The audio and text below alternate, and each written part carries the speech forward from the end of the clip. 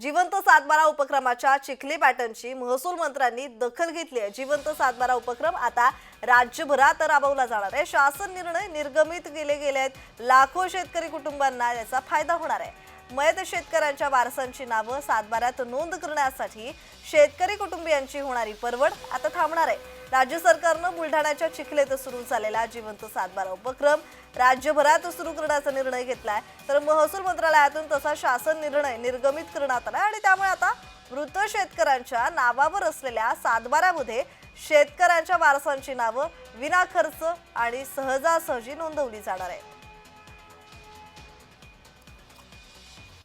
आपण चिखली तालुक्यामध्ये जिवंत सातबारा ही मोहीम राबवण्यास गेल्या 1 महिन्यापूर्वी सुरुवात केलेली आहे।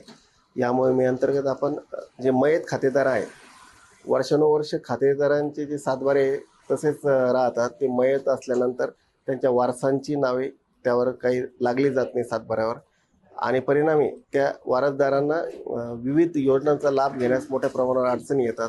तर हे मिळण्यास अडचणी येतात, त्यामुळे हा उपक्रम आपण चिखली तालुक्यात सुरू केलेला आहे।